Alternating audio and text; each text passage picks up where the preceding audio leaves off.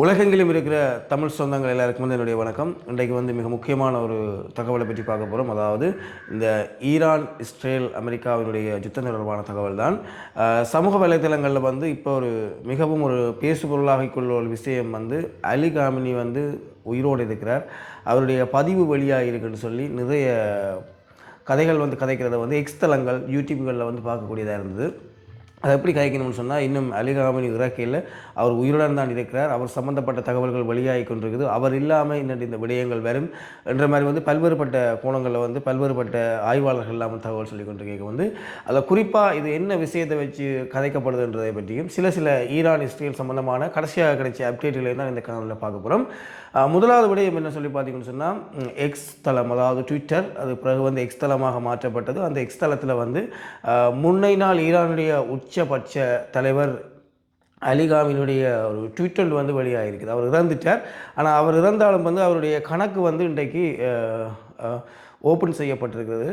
அதில் வந்து பார்த்திங்கன்னு சொன்னால், இந்த சர்வாதிகார சியோனிஸ்டுகளுடைய ஆட்சி ஒரு தேவையில்லாத வேலையை பார்த்ததாகவும் இதுக்கான விளைவுகளை வந்து இந்த சியோனிச ஆட்சி வந்து அனுபவிக்க போகுதுன்னு சொல்லியும் ஒரு ஏவுகணைகள் சம்பந்தமான ஒரு புகைப்படத்தோடு வந்து அந்த ட்வீட் வந்து அலி காமினுடைய ட்விட்டர்லேருந்து வெளியாகி இருக்குது. இந்த புகைப்படத்தை வந்து நீங்கள் இப்போ பாருங்கள். மேலதிகமாக வந்து பார்த்திங்கன்னு சொன்னால், இந்த ட்வீட் வந்து அலி காமினி தான் போட்டிருக்கிறார். அவர் இறக்கையில் அவர் சில நாடுகளில் வந்து அவர் பாதுகாப்பாக இருக்கிறார். அவருடைய பாஸ்வேர்ட், அதுக்கான இந்த ட்விட்டருக்கான பாஸ்வேர்ட் வந்து அவருக்கு மட்டும்தான் தெரியும். அப்படி இருக்கையிலுக்கு என்னென்று அது ஓப்பன் ஆகிருக்கும். ஸோ அதனால் வந்து அலி காமினி உயிரோடு தான் இருக்கிறார் என்ற மாதிரி வந்து தகவல்கள் வெளியாகி கொண்டிருக்குது. இருந்தாலும் அவர் உயிரோடு இருக்கணும் என்று சொல்லி நினைக்கிறார்கள் வந்து இந்த உலகத்தில் நிறைய பேர் இருக்கிறாங்க. அந்த அவருடைய இறப்பில் வந்து ஒரு சந்தேகம் இருக்குது.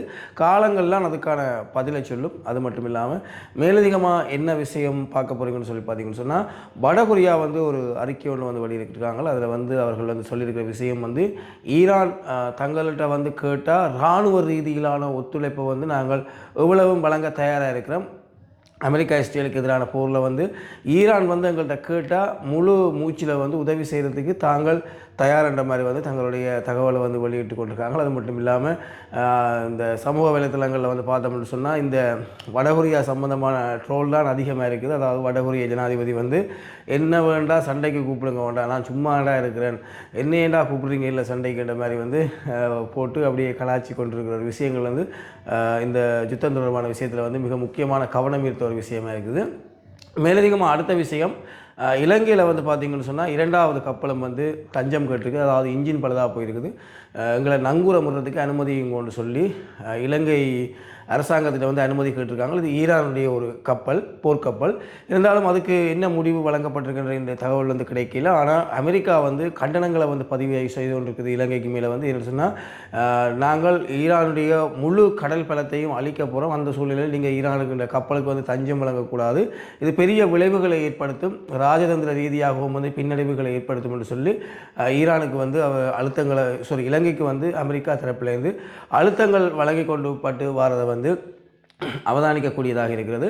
அது மட்டும் இல்லாமல் ஈரானும் தன்னுடைய ஏவுகணை தாக்குதலை வந்து இப்போ வந்து மத்திய கிழக்கு நாடுகளில் வந்து பெரிய அளவில் வந்து மேற்கொண்டிருக்குது.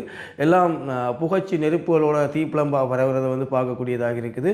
அதுலேயும் குறிப்பாக இப்போ இஸ்ரேலுக்குள்ள வந்து பார்த்திங்கன்னு சொன்னால், ஒரு 100 ஏவுகணைகளை ஏவினா அதில் கிட்டத்தட்ட 50க்கு மேற்பட்ட ஏவுகணைகள் வந்து ஈரானுடைய திரையை வந்து தொடர்றதாக வந்து சொல்லப்பட்டிருக்கு. என்ன சொன்னால், அயன்டோமினுடைய தற்பாதுகாப்பு செயற்பாடுகள் தற்பொழுது குறைஞ்சிருக்கு. என்ன சொன்னால், தொடர்ச்சியான ஆயுதங்கள் வேற அதனுடைய கெப்பாசிட்டி குறைஞ்சு கொண்டே வரதை வந்து அவதானிக்கக்கூடியதாக வந்து இருக்கிறதாக வந்து சொல்லப்பட்டிருக்குது. அது மட்டும் இல்லாமல் ஈரானுடைய போர்க்கப்பல்கள் வந்து கிட்டத்தட்ட 17 கப்பல் சொல்லப்படுது, 30 போர்க்கப்பல்கள் சொல்லப்படுது. மொத்தமாக கிட்டத்தட்ட 30 போர்க்கப்பல்கிட்ட அடித்து நிர்மூலமாக்கப்பட்டுள்ளதாக வந்து அமெரிக்கா தரப்பிலேருந்து சொல்லப்பட்டிருக்குது. மேலதிகமாக வந்து பார்த்திங்கன்னு சொன்னால், ஈரானும் வந்து இந்த விஷயங்களை சும்மா விடுறதாக வந்து தெரியல. யுத்தத்தை வந்து பெரிய லெவலில் வந்து எஸ்கலேட் பண்ணிக்கொண்டே போகிறாங்க. எப்படின்னு சொல்லி பார்த்திங்கன்னு சொன்னால், மேலேருந்து ஒரு ஏவுகணையை ஏவுறாங்க. அது வந்து பார்த்திங்கன்னு சொன்னால் இடையிலே வெடித்து கிட்டத்தட்ட 150 குண்டுகளாக வந்து அது இஸ்ரேல் நிலப்பரப்பை போய் தாக்குது. அது கொத்து குண்டுகள், தடை செய்யப்பட்ட குண்டுகள் என்று சொல்லப்படுது. அந்த குண்டுகளையும் ஈரான் பாவித்து தற்பொழுது இஸ்ரேலுக்கு கடு நாச விளைவுகளை வந்து ஏற்படுத்தி கொண்டிருக்கிறதாக வந்து தகவல் வெளியாக இருக்குது. மேலதிகமாக உடனுக்குடன் அப்டேட் கிடைக்கும் உங்களுக்கு நான் தாரன். நன்றி சொந்தங்களே. எங்களுடைய சேனலை சப்ஸ்கிரைப் பண்ணிக்கொள்ளுங்கள். இந்த விஷயம் லைக் பண்ணுங்கள். என்று சொன்னால் இந்த விஷயம் நான் போடுறது உங்களுக்கு பிடிச்சிருக்கு தெரிஞ்சால் தான் நான் தொடர்ச்சியாக வந்து இது சம்பந்தமான காணொலிகளை செய்யலாம். ஸோ உங்களுடைய ஆதரவை வந்து என்னுடைய வீடியோ மூலமாக வந்து நீங்கள் தெரியப்படுத்திக் கொள்ளுங்கள். நன்றி சொந்தங்களே. மீண்டும் ஒரு காலையில் சந்திப்போம்.